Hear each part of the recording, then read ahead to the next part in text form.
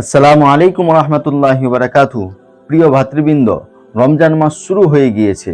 অনেক অনেক বরকত ও ইবাদতকে সঙ্গে নিয়ে আমাদের মাঝে রমজান মাস হাজির হয়েছে। আর তার সাথে সাথে শুরু হয়ে গিয়েছে তারাবির নামাজ। এই তারাবিকে নিয়ে সোশ্যাল মিডিয়াতে নানান ধরনের বিতর্ক শুরু হয়ে গিয়েছে। কেউ বলে থাকে তারাবির নামাজ কেবলমাত্র ৮ রাকাত, আবার কেউ বলে থাকে তারাবির নামাজ ৮ রাকাত নয়। যিনারা নিজেদেরকে আহলে হাদিস তথা গ্যার মুকাল্লিদ এবং লা মাযহাবী বলে দাবি করে থাকে, তিনারা বলে তারাবির নামাজ কেবলমাত্র ৮ রাকাত, ২০ রাকাত তারাবির নামাজ নয়। আর যিনারা মাযহাব মানে অর্থাৎ ৪ ইমাম, ইমামে আযম আবু হানিফা, ইমামে শাফিঈ, ইমামে মালিক ও ইমামে আহমদকে অনুসরণ করে চলে, তিনারা বলেন তারাবির নামাজ ২০ রাকাত, ৮ রাকাত কোনো মোটেই হতে পারে না। কারণ কোন একজন ইমাম তারাবির নামাজ ৮ রাকাত বলে দাবি করেনি, সকলেই বলেছেন তারাবির নামাজ ২০ রাকাত। এমনকি ইমামে মালিক রহমতুল্লাহি আলাইহি বলেন তারাবির নামাজ ২০ রাকাতও নয়, তারাবির নামাজ তো হলো ৩৬ রাকাত। ভাতৃবৃন্দ, এই দুটো মত ৮ রাকাত এবং ২০ রাকাতের মধ্যে কোনটা সঠিক কোনটা বেঠিক সে প্রশ্নে না গিয়ে একটা জিনিস আমরা ব্রেন থেকে চিন্তা করতে পারি।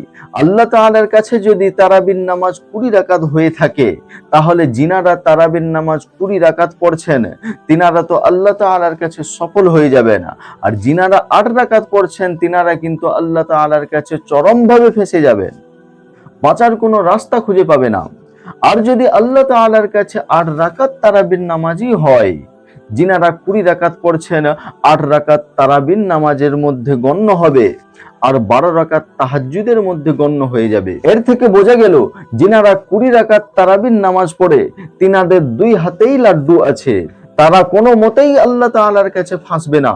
কিন্তু যিনারা ৮ রাকাত তারাবির নামাজ পড়ে, যদি আল্লাহ তাআলার কাছে ২০ রাকাত তারাবির নামাজ সঠিক হয়ে থাকে, তাহলে কিন্তু তারা কোনো মতেই বাঁচার রাস্তা খুঁজে পাবে না। এইবার চলেন আমরা লা মাযহাবী তথা গ্যার মুকাল্লিদিনদের ৮ রাকাত তারাবির নামাজের দলিল এবং সেই দলিলের মধ্যে দুর্বল পয়েন্টগুলো জানার চেষ্টা করব। লা মাযহাবী ভাইরা তারাবির ৮ রাকাত নামাজের দলিল দিয়ে থাকে বুখারী শরীফের হাদিস নম্বর 2013 থেকে। মা কানা রাসূলুল্লাহি সাল্লাল্লাহু আলাইহি ওয়াসাল্লাম ইয়াজিদু ফি রমাদানা ওয়ালা ফি গায়রিহি আলা 11 রাকাতান। হযরত আয়েশা রাদিয়াল্লাহু তাআলা আনহু বলেন, আল্লাহর নবী সাল্লাল্লাহু আলাইহি ওয়াসাল্লাম রমজান মাসে এবং অন্যান্য মাসে 11 রাকাতই নামাজ পড়তেন।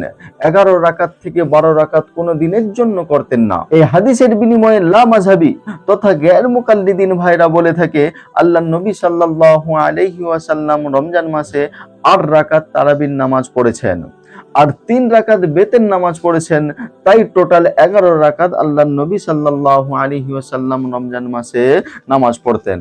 তাই আল্লাহর নবী সাল্লাল্লাহু আলাইহি ওয়াসাল্লাম থেকে যখন ৮ রাকাত তারাবির নামাজ প্রমাণিত আছে, তাহলে কেন আমরা ২০ রাকাত তারাবির নামাজ পড়তে যাব? কেন আমরা বেদাতীতে পরিণত হতে যাব? প্রিয় ভাতৃবৃন্দ, আপনি যদি একটু চিন্তা করেন, এই হাদিস থেকেই কোনো মতেই ৮ রাকাত তারাবির নামাজ প্রমাণ করা যাবে না।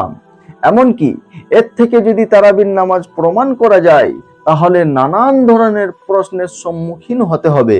প্রশ্ন নম্বর ১, এই হাদিসটা যদি তারাবির নামাজের জন্য হয়, তাহলে আমাদেরকে পুরোটা বছর তারাবির নামাজ পড়তে হবে। কারণ আম্মাজান আয়েশা বলেন, আল্লাহর নবী রমজান হোক বা বেরমজান হোক সদা সর্বদা এই 11 রাকাত নামাজ পড়তেন।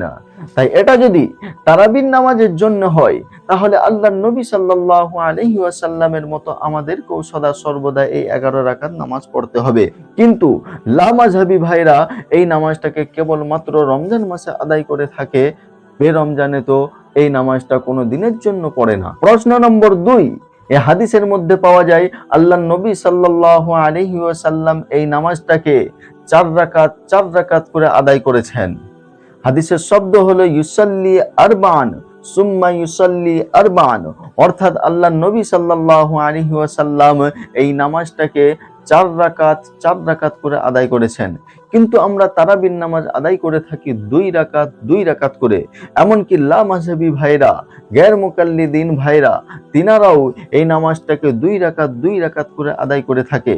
তাহলে আপনি বলেন, গ্যার মুকাল্লিদিন ভাইরা এই হাদিসটাকে তারাবি বলে প্রমাণ করে, তাহলে তারা এই হাদিসের উপরে কতটা আমল করে থাকে? প্রশ্ন নম্বর 3, এই হাদিসের মধ্যে পাওয়া যায় সুম্মা ইউসাল্লি সালাসান, অর্থাৎ আল্লাহ নবী সাল্লাল্লাহু আলাইহি ওয়াসাল্লাম 8 রাকাত নামাজ পড়ার পরে 3 রাকাত বেতের নামাজ পড়তেন।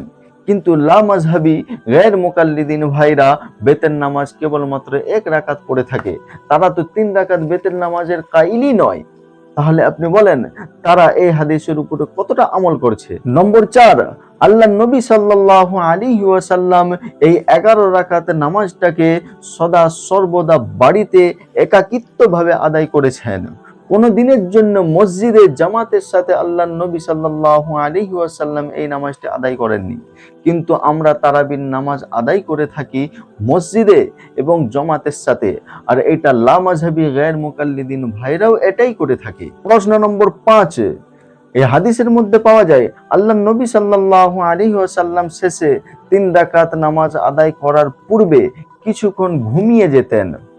ঘুম থেকে উঠে আল্লাহ নবী সাল্লাল্লাহু আলাইহি ওয়াসাল্লাম এই 3 রাকাত বেতের নামাজটি আদায় করতেন।